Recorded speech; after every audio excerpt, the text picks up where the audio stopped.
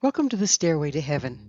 We're coming to you on X-Zone TV and Simul TV from our broadcast studios in St. Catharines, Ontario, Canada, bringing you the latest updates on the increasing galactic frequencies and their effect on us all. I'm Gwilda Wiyaka. Transforming adversity into resilience. If there's one thing we've all been subject to in the last several years, it's adversity. Observing reaction during these challenging times, there are those who focus on loss, drop into despair, and wait for the government to save them, and those who seem to make lemonade out of lemons, using hardship to transform their lives. This is nothing new. There have always been ones that roll over and whine at the first sign of adversity, and the ones that tackle every challenge with introspection and innovation.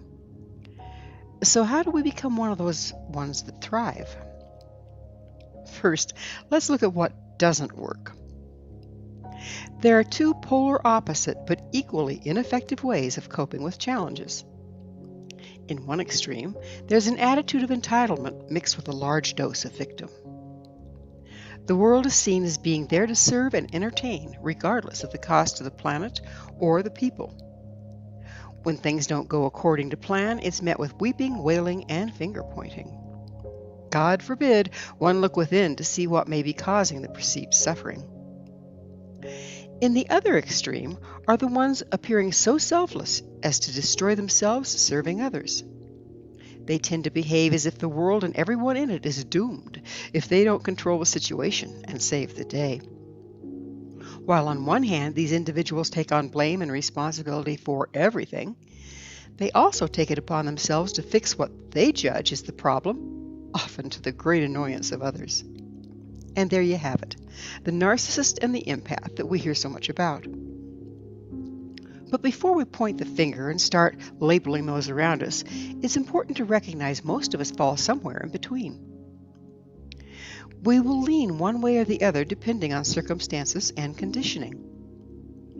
While the narcissist can be seen as the villain and the empath as the hero, in fact, they are different sides of the same dysfunctional coin, each contributing to the problem.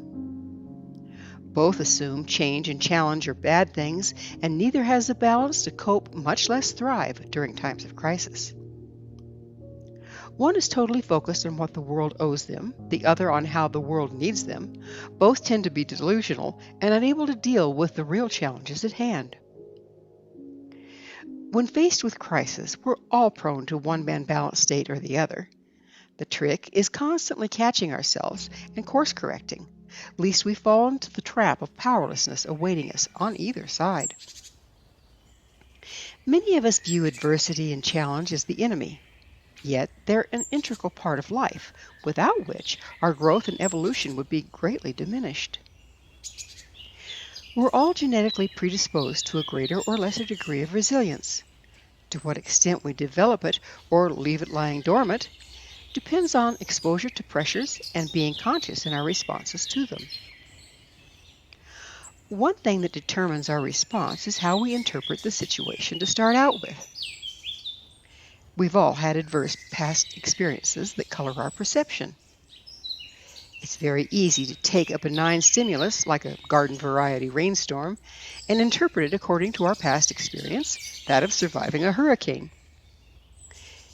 If upon the first drop of rain, we sandbag our foundation and board up the windows, what are we going to do when something real happens? It's difficult, if not impossible, to build resilience if we're constantly triggered into fight or flight. When a triggering stimuli throws us out of the present moment and into the past trauma, we're responding from the back brain, or what some refer to as the reptilian brain, where we have very few resources. There's no logic, love, compassion, spirituality, or reason in the back brain, only avoidance or aggression. One simply can't see clearly, much less problem solve from there.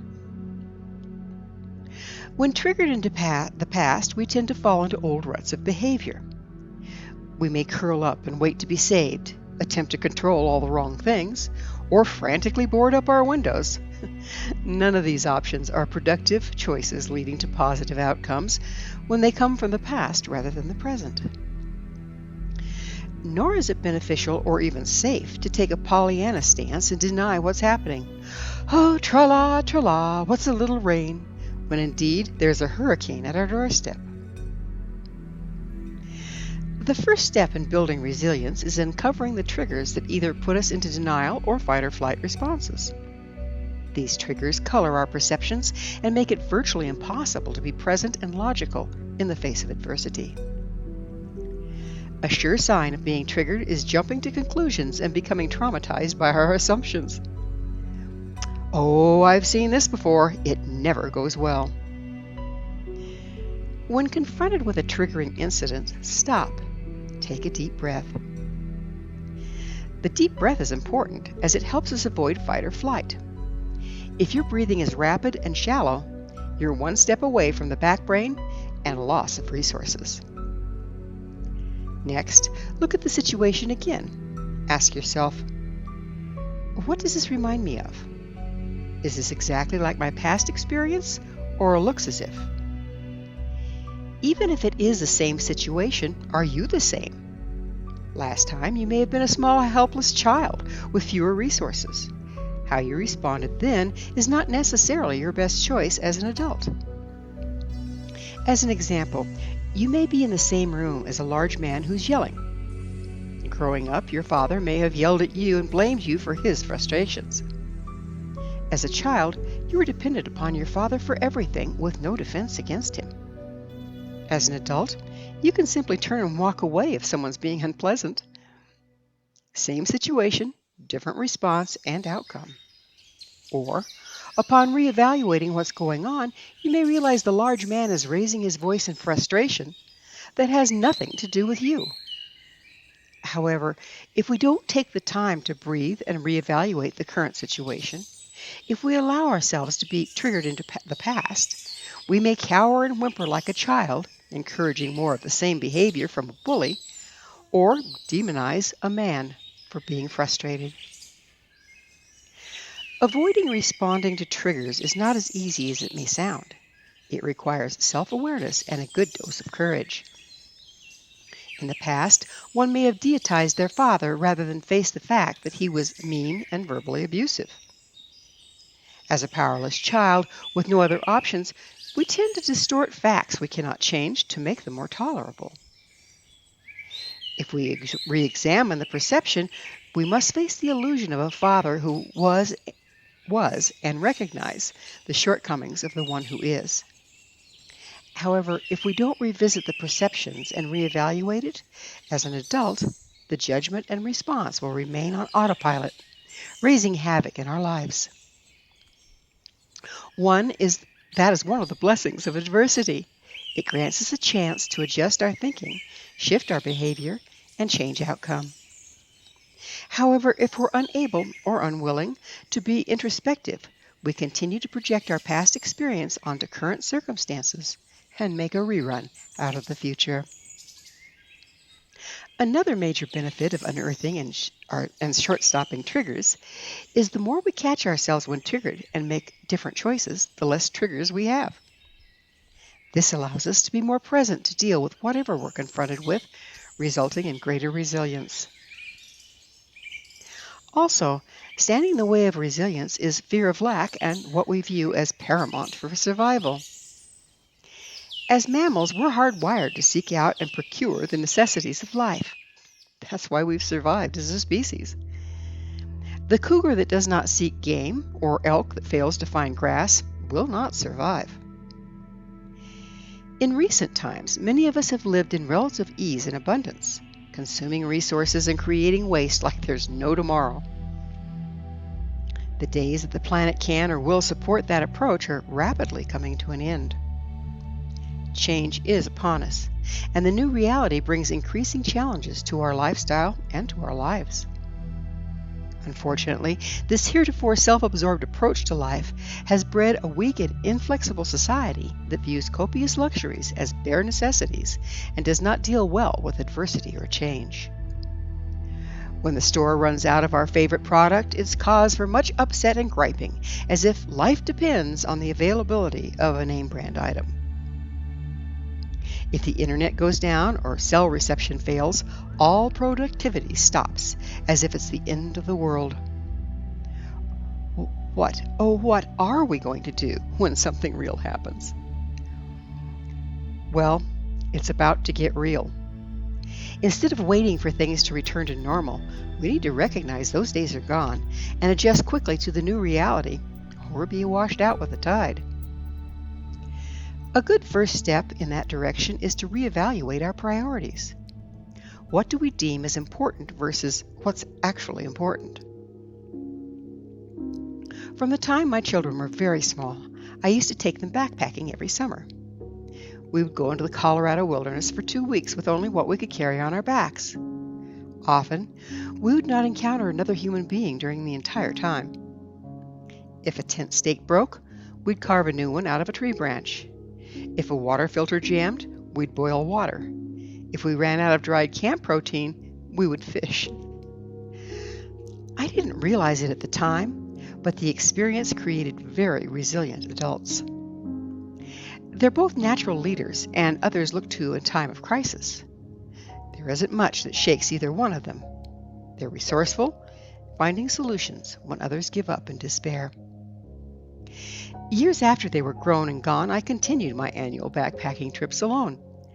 I found it had a way of helping me maintain perspective and ground in reality.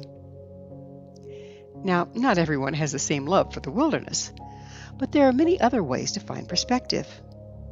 Try going on a fast.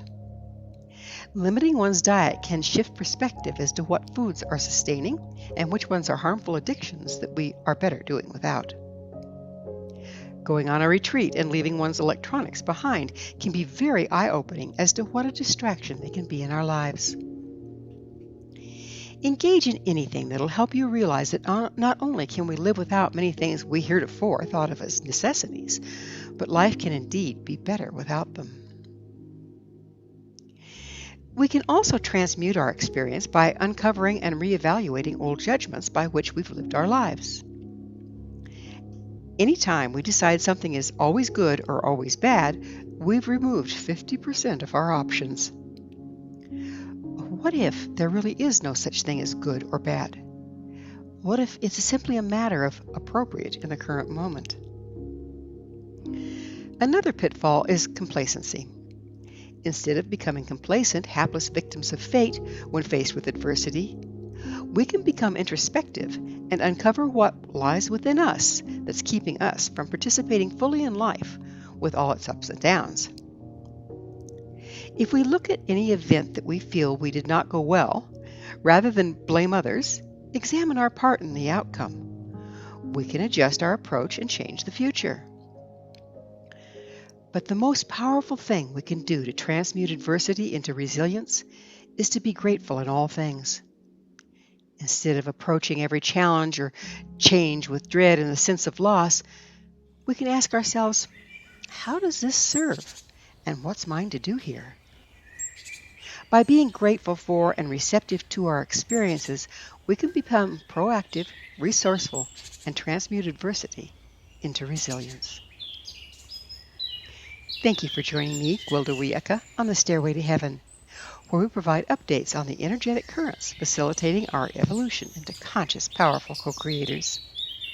As I'm sure you've noticed, not only do the Stairway to Heaven episodes stand alone, but they weave together to form a map to evolution and personal empowerment as we enter the new era. To revisit this or any of our past episodes, visit our archives at www.stairwaytoheavenmedia.com. If you'd like to find out more about me, my school, and the evolutionary tools we offer, visit www.findyourpathhome.com. Until next time, may you be blessed on your sacred path to wholeness. We are here. The time is now.